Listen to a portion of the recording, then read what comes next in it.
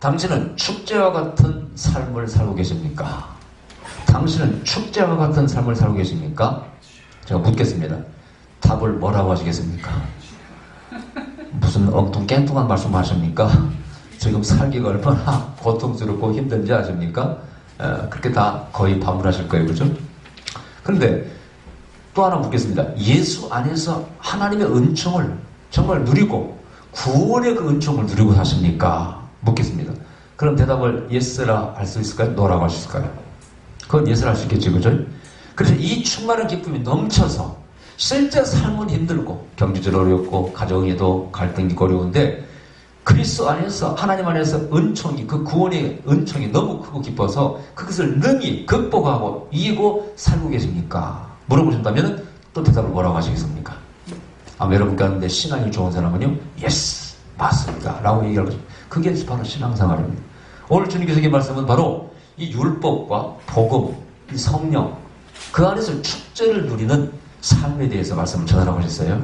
이것은 바로 기독교 신앙의 기초 같은 얘기입니다. 하나님의 은혜를 덧입고 구원받고 죄 용서받고 그 구원의 은총 가운데 살아가는 축제와 같은 삶을 전하라는 것이죠. 여러분 고전적인 예화 가운데 어느 부잣집 옆에 가난한 구두를 깁는 사람이 영감님이 늘 앉아서 안경을 뜩 끼고 망치를 들고 구두를 고치며 수선해주면서 먹고 삽니다. 근데 항상 뭐라고 얼굴에 미소를 띠고 흥얼거리면서 살아. 근데 그 뒤에 큰 집을 짓고 사는 부자는 늘 회사 문제 때문에 걱정, 자녀 문제 때문에 걱정으로 찌들어 살고 있어요. 아침 저녁으로 출퇴근을 하면서 볼 때마다 그 사람이 부러워요. 어느 날 물었어요. 당신은 뭐가 그렇게 좋아서 맨날 노래를 부릅니까? 그리고 맨날 즐겁게 살아갑니까? 예, 저는 늘 찬송 부르고 살면 그렇게 즐겁고 좋습니다.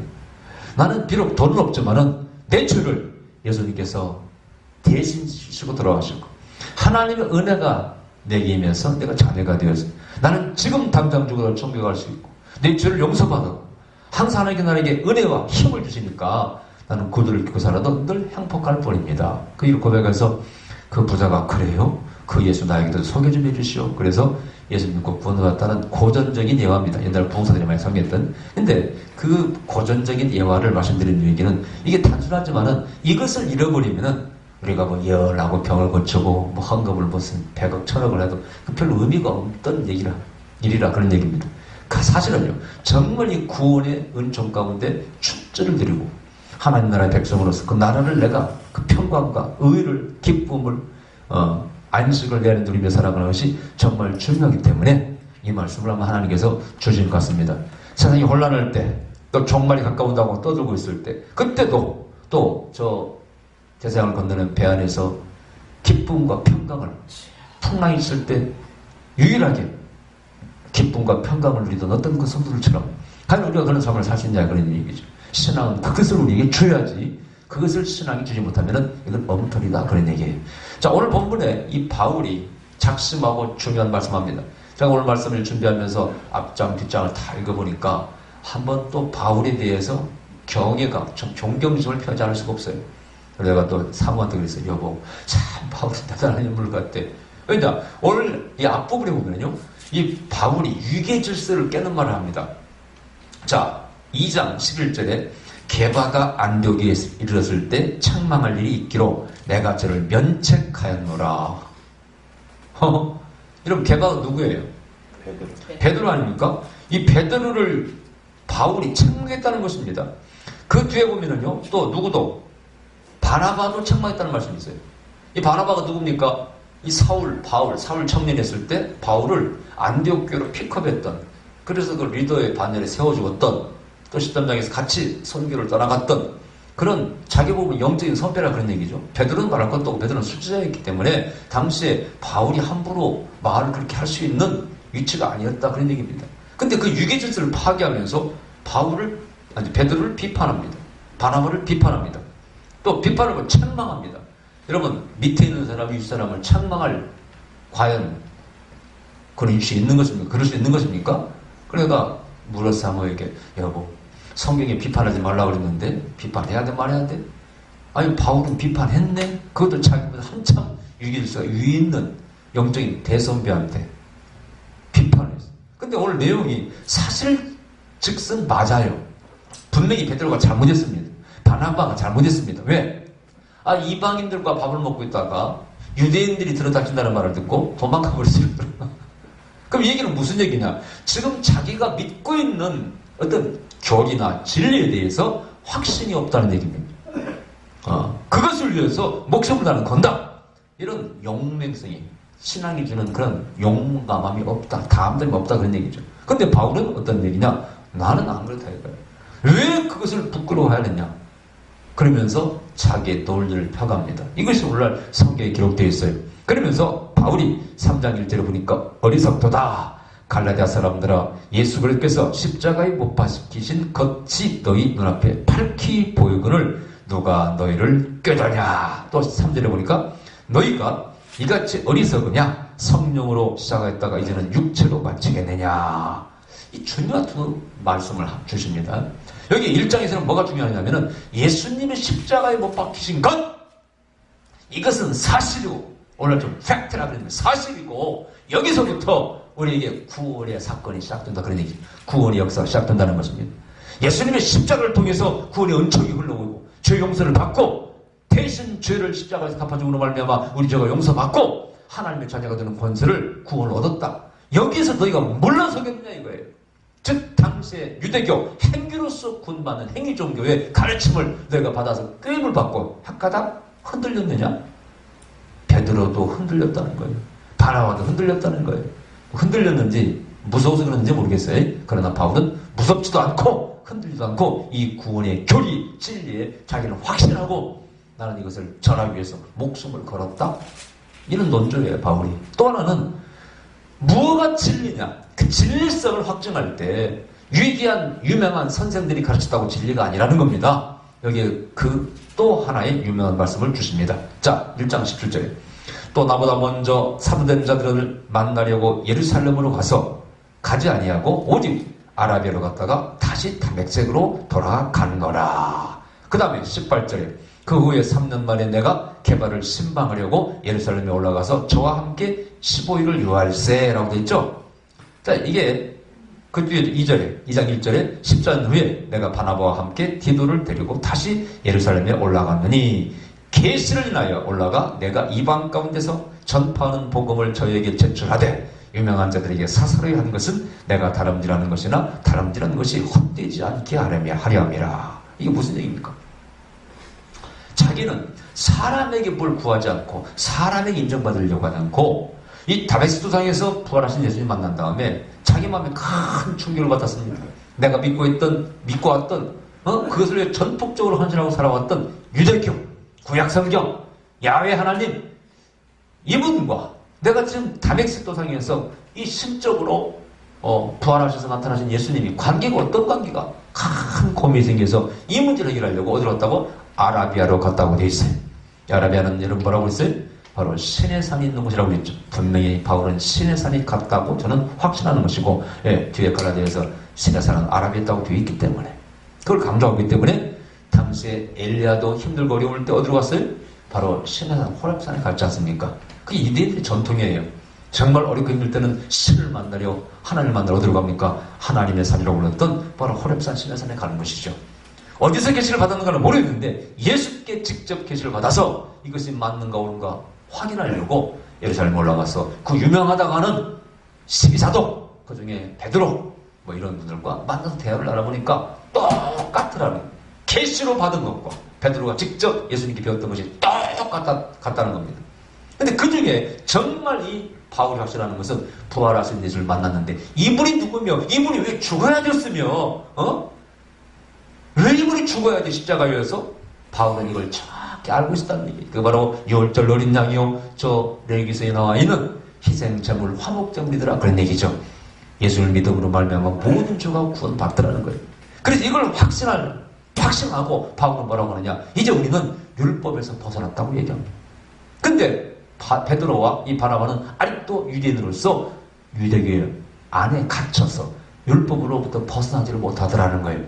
그런데 바울이 그렇다고 해서 율법이 그것이 악하다고 말하지 않습니다. 율법은 몽학 선생으로서, 즉 어린아이를 잠깐 인도하는 선생과 같은 역할을 해서 그것은 법으로서 완전한 법이 아니고 완전한 법이 은혜로 올 때까지 잠시 동안 이스라엘 민족을 하나님께 묶어놓기 위해서 하나님께서 임시를 준 법이고, 예수님이 오셨을 때 완전한 구원의 법이 임했을 때는 이것이 이제 필요 없고 바로 이제 영으로 쓴 법을 따라서 살게 되더라. 그것을 여기서 말씀하고 있습니다. 그걸 로마서에서도 바울이 얘기합니다.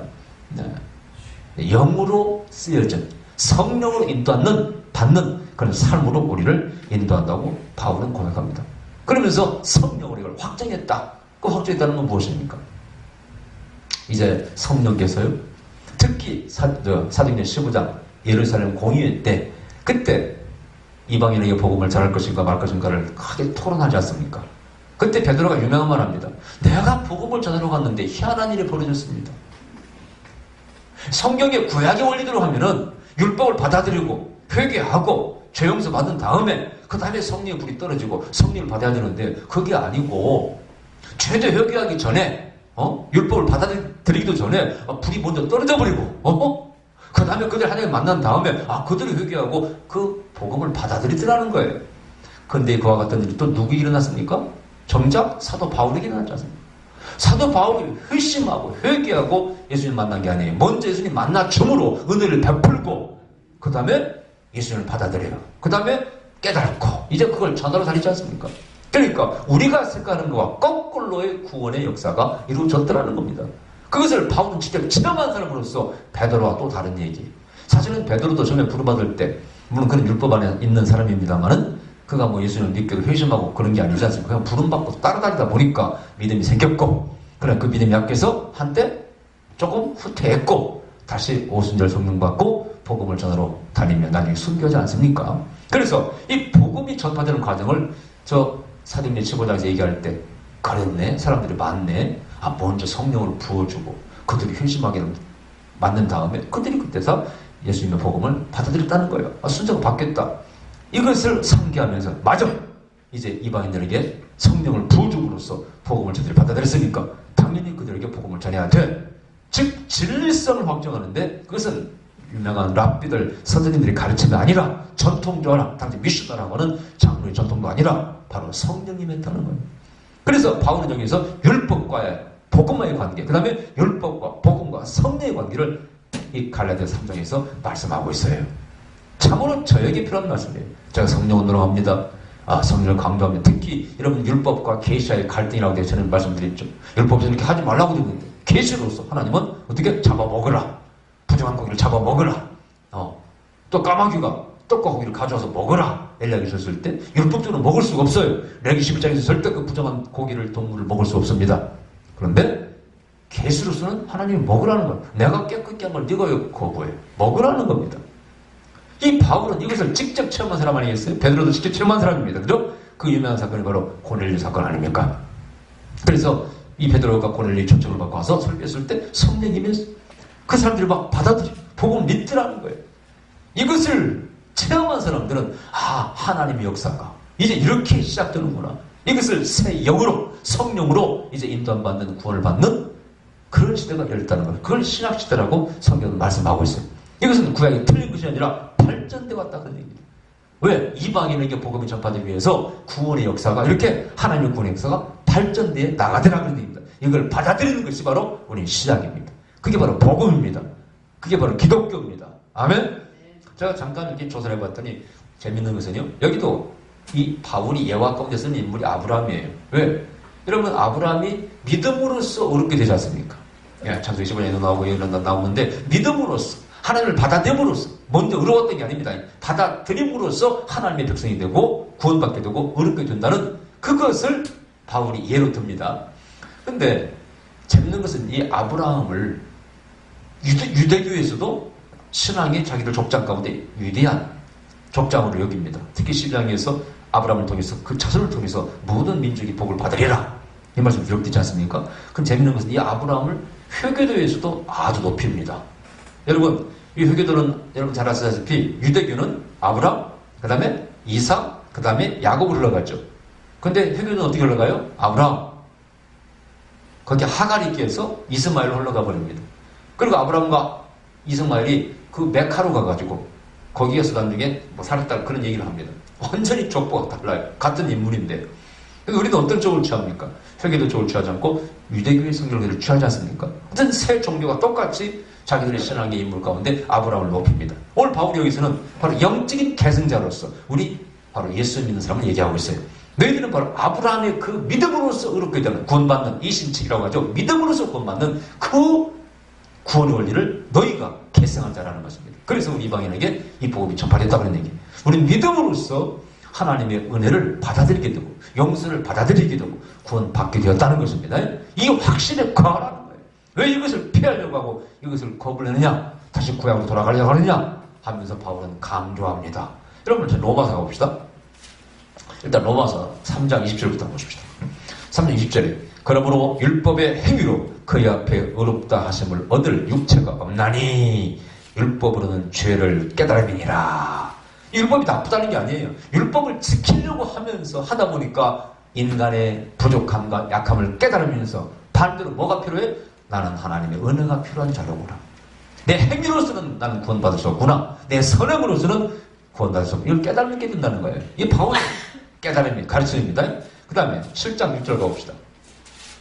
자, 7장 6절에 보면은 이제는 우리가 얽매였던 것에 대하여 죽었으므로 율법에서 벗어났으니 이러므로 우리가 영의 새로운 것으로 섞일 것이요 의문에 묵은 것으로 아니할지니라. 야, 이거 무시무시한 말씀입니다. 율법에서 벗어나 버렸다는 거예요. 그리고 영으로 인도를 받는다는 겁니다. 아멘. 아멘. 이것을 8장 2절에서 뭐라고 하느냐. 이는 그리스도 예수 안에 있는 생명의 성령의 법이 죄와 사망의 법에서 너를 해방하였음이라. 이렇게 말씀합니다. 이걸 생명의 법이라. 바로 성령으로 인도받는 그런 어떤 구원의 법을 여기 말씀하고 있습니다. 그러면서 얼마나 용감하게 말합니까? 율법에서 벗어났다 얘기합니다.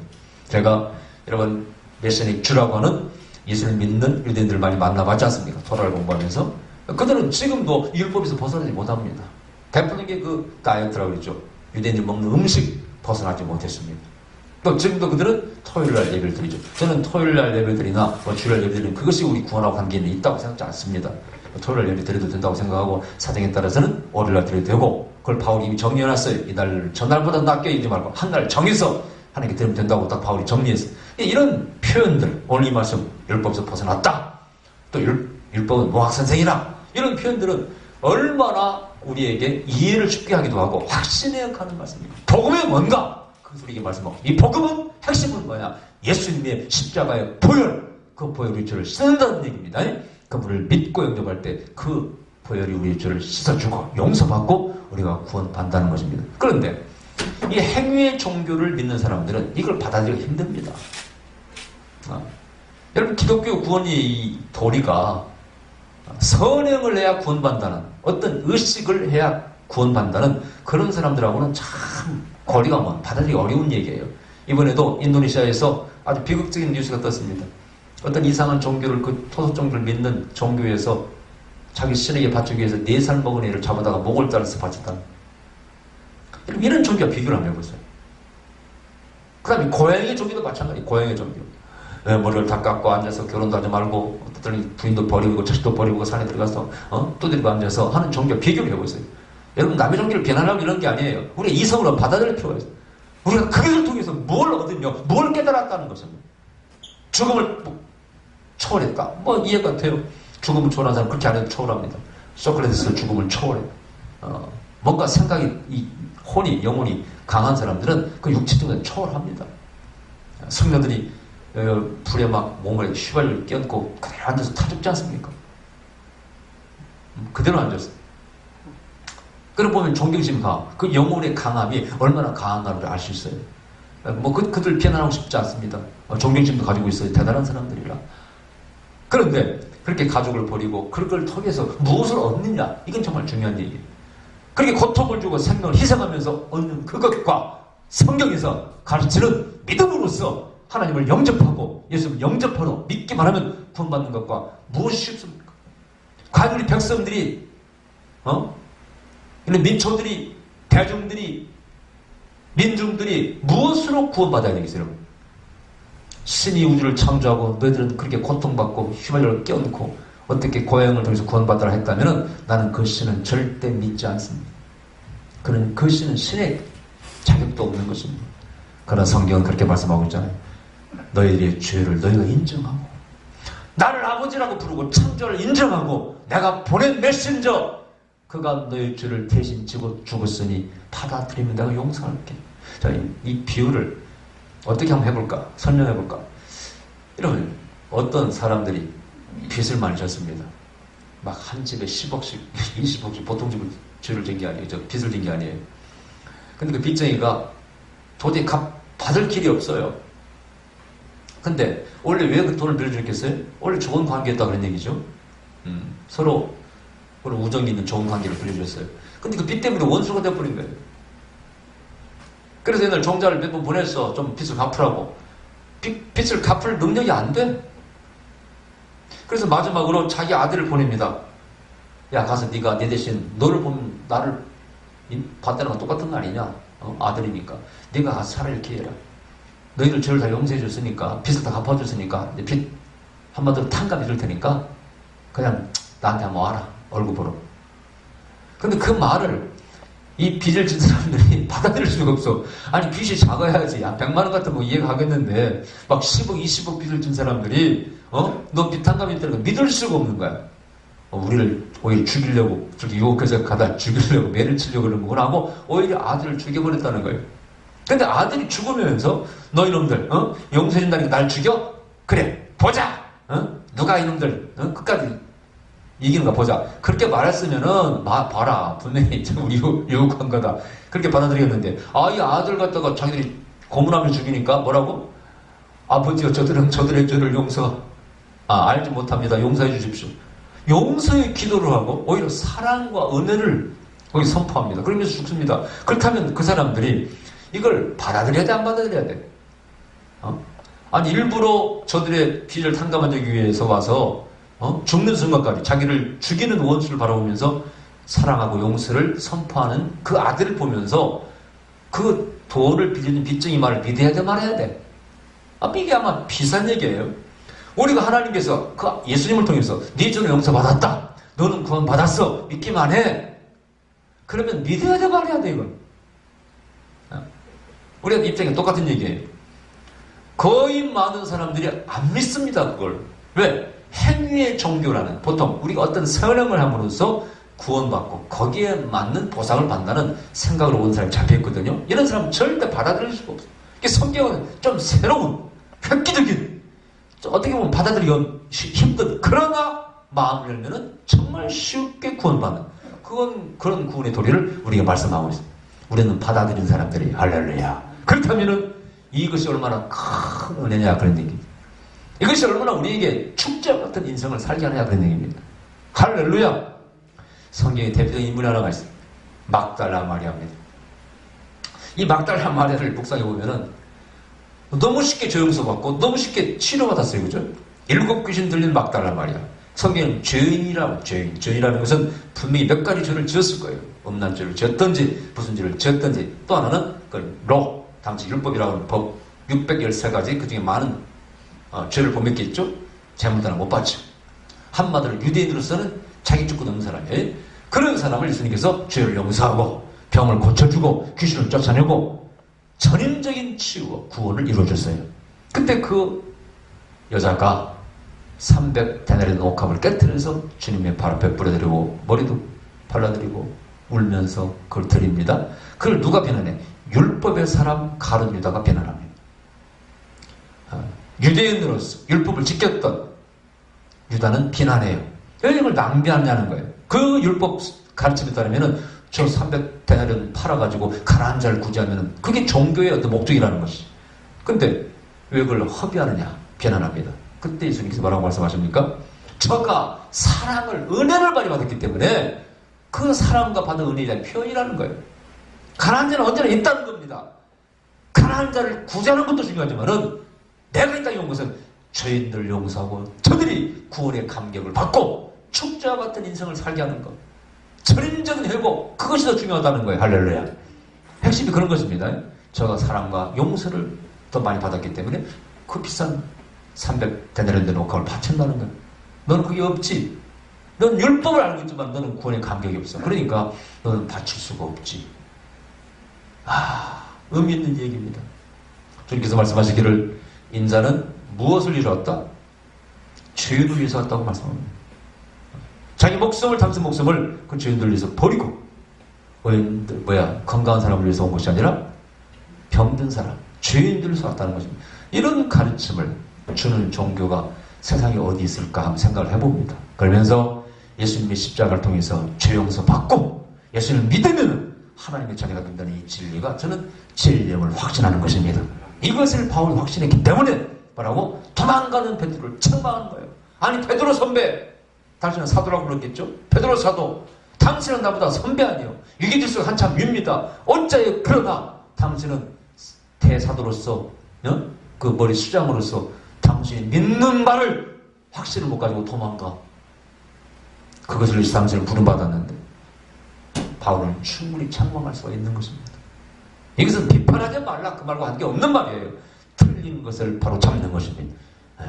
그러면서 바울이 말합니다. 우리가 성령으로서 이것을 확증했다는 거예요.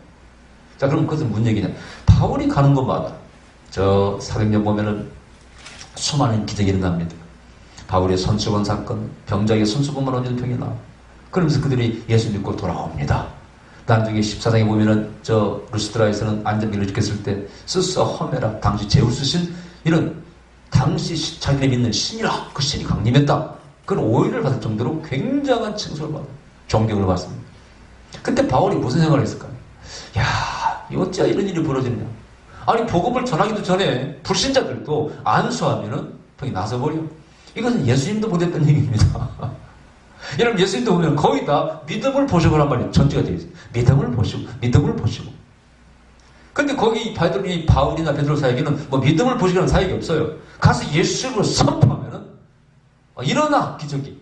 이것을 암시한 말씀이 주님께서 지금까지 너희가 내 이름으로는 구하지 않았는데 이제 앞으로는 내 이름으로 구하면은 내가 시행하리니. 할렐루야. 예수님을 통해서 뭔가 이루어진 사건이 있어. 하나님과 인간 관계가 뭔가 단백이 무너져 버렸다 그런 얘기입니다. 그래서 이제 과거처럼 달라.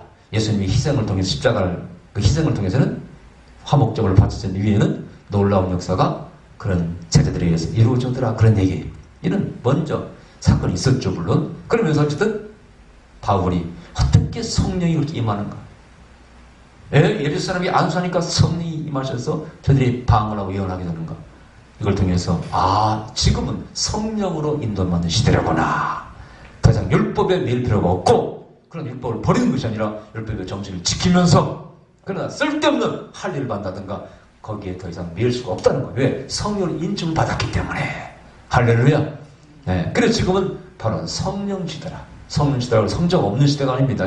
삼일체 하나님 역사하시는데 성부 시대 성자와 성령 역사하시고 성자 시대 역시 성부와 성령 역사하시고 성령 시대 역시 성자와 성부와 성령을 통해서 역사하시는 그런 시대가 열다는 것입니다. 그 성령을 통해서 우리가 진리를 알게 돼. 성령은 가르치는 진리형입니다. 예수님이 가르친 것을 생각나게 하고 그 진리를 가르치게 한다 그런 얘기예요. 이건 이런 확신에 거했기 때문에 그렇게 말할 수가 있는 것입니다. 여러분 구원이라는 것은 울어도 못합니다. 제가 말씀을 준비하면서 이 찬송가 떠올랐어. 343장 울어도 못하네 눈물 많이 흘려도 겁을 없게 못하고 죄를 씻지 못하니 울어도 못하니. 십자가에 달려서 예수 고난 보셨네. 나를 구원하시리 예수밖에 없네. 이건 철학자들이 못 깨달은 얘기예요. 지식인들이 못 깨달은 얘기예요. 오직 예수 그리스도를 통해서 하나님 우리에게 나타내신 구원의 진리라 도리라. 여러분 이걸 붙잡으셔야 돼. 그때 우리가 진정으로 신앙인으로서 축제를 누릴 수가 있어요. 내 마음이 기쁘다 그런 얘기죠. 근데 복음이라는 것은 원래 복음이 굿뉴스라고 하지 않습니까? 복음이 굿뉴스라는 원래 전쟁터에서 전쟁에 이게 딱 전하는 소식을 굿뉴스라고 해요. 또는 아들 낳다 그걸 굿뉴스라고 해요. 또는 죄인이 사형당하려고 감옥에 갇혀있는데 당신의 죄가 사면받았습니다. 그게 바로 굿뉴스라고 그래요. 그 정도의 굿뉴스가 이런 게 됩니까? 오늘 성령께서 저에게 주신 말씀이 바로 이거였어요. 너희들이 과연 축제와 같은 삶을 살고 있느냐. 돈이 없어도 좋아요. 가난할 수 있습니다. 그것을 덮어버리고 극복할 만한 그런 기쁨과 평강이 너희들을 지배하고 그 속에 살고 있느냐, 그걸 물으시는 것입니다. 우리 교회는 성령운동 하는 교회로 예언다고 합니다만은 기본적인 구원의 확신을 알아야 됩니다. 이것이 바로 신앙입니다. 아멘. 그리고 항상 그 기본적인 신앙을 갖고 있는 사람은 얼굴에 그런 축제의 모습이 나타나야 돼. 할렐루야. 기쁨과 평강이 나타나야 됩니다. 기도하십시다. 그러가신 우리 아버지 감사드립니다. 우리 삶을 돌아봐